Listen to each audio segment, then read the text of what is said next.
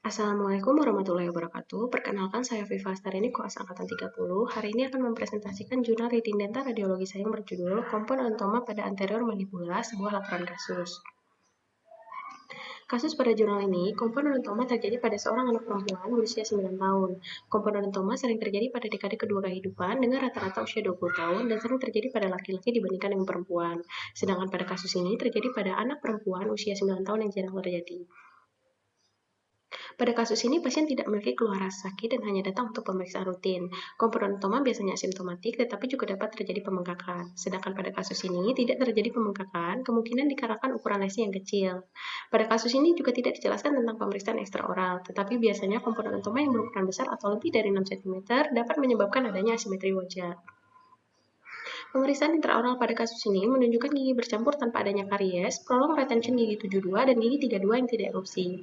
Pada kompon odontoma, umumnya gigi permanen tidak erupsi, prolong retention gigi sulur, diastema, dan pergeseran gigi di dekatnya. Yang mana pada kasus ini terdapat gigi 32 yang tidak erupsi yang seharusnya sudah erupsi pada umur 7-8 tahun, disertai gigi 72 yang belum tanggal. Hal tersebut mungkin diakibatkan oleh adanya lesi kompon odontoma. Pemeriksaan radiografi intraoral menunjukkan terdapat gambaran radioopak yang berbentuk menyerupai struktur gigi, ukuran yang bervariasi dan 9 dentikel dengan densitas heterogen setara email, dentin, dan pulpa. Epicenter 1 mm dari insisal gigi 32 di anterior mandibula dan superimpos dengan apeks gigi 72, meluas ke mesial sampai akar distal gigi 31, ke distal sampai akar mesial gigi 33, ke superior 2 mm di bawah puncak alveolar, ke inferior mahkota gigi 32 yang belum erupsi, localized, unilateral, single, berukuran kurang lebih 5 mm, berbentuk oval, berbatas jelas dikelilingi radiolusen tipis dengan batas kortikasi, menyebabkan impaksi gigi 32, pergeseran akar gigi 31 ke arah mesial dan akar gigi 33 ke arah distal, serta prolong retention gigi 72. Sehingga suspek radiodiagnosis kasus ini adalah kompon odontoma. Pada umumnya kompon odontoma sering terdapat di daerah gigi anterior maksila, sedangkan pada kasus ini di anterior mandibula, di mana hal ini jarang terjadi. Pada kasus ini dilakukan foto periapikal dikarenakan hanya untuk melihat satu gigi, yaitu gigi 32 yang belum tumbuh, dan foto periapikal tersebut sudah cukup untuk membantu penegakan diagnosa kompon odontoma. Namun, seharusnya dilakukan foto panoramik untuk melihat perkembangan akar gigi 32 sebagai pertimbangan perawatan pada gigi tersebut. Diagnosis banding pada kasus ini adalah periapical osseous dysplasia mixed stage, dengan persamaan lesi radioopak di sekitar apeks gigi anterior mandibula, berbatas jelas dikelilingi radiolusen tipis dengan batas kortikasi. Kasus ini tidak didiagnosis sebagai periapical osseous dysplasia mixed stage karena lesi ini menyerupai struktur gigi dengan densitas heterogen setara email, dentin, dan pulpa, serta menyebabkan pergeseran akar gigi yang berdekatan. Sedangkan periapical osseous dysplasia mixed stage memiliki densitas homogen dan tidak menyebabkan pergeseran gigi yang berdekatan.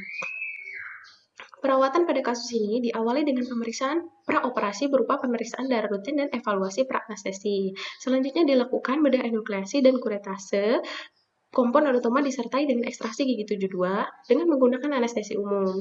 Pertimbangan dilakukan pemeriksaan darah rutin pada kasus ini, yaitu untuk mendeteksi kelainan yang dapat meningkatkan resiko operasi dan dilakukan evaluasi pra-anestesi untuk memilih jenis dan teknik anestesi yang tepat, di mana anestesi umum menjadi pilihan pada kasus ini karena pasien adalah anak-anak.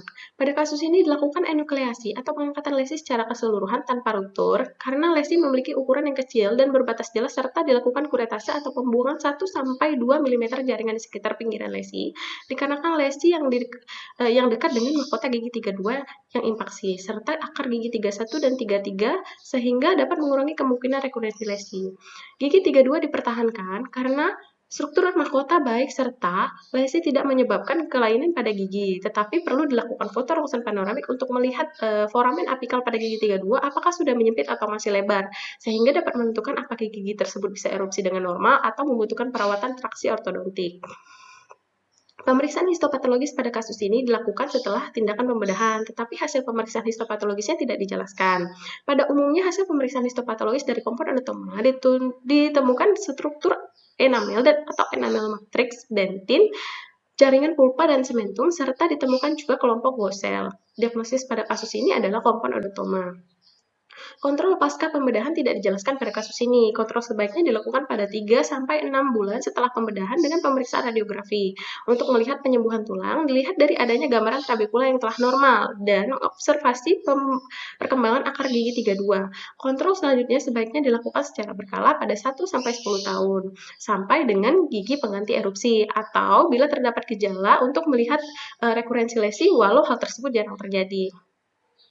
Kesimpulan, radiodiagnosis dari lesi pada kasus ini adalah kompon odontoma karena berdasarkan temuan radiografis menunjukkan gambaran radiopak yang berbentuk menyerupai struktur gigi, jumlah 9 dentikel dengan densitas heterogen setara email, dentin, dan pulpa epicenter berada di sekitar gigi mahkota gigi 32 yang belum erupsi, berbatas jelas dikelilingi radiolusen tipis dengan batas kortikasi, menyebabkan impaksi gigi 32, pergeseran akar gigi yang berdekatan, serta lorong retention gigi 72. Kasus ini jarang terjadi karena lesi berada pada daerah anteromandibula. Mohon maaf jika ada salah-salah kata. Saya tutup. Wassalamualaikum warahmatullahi wabarakatuh. Terima kasih.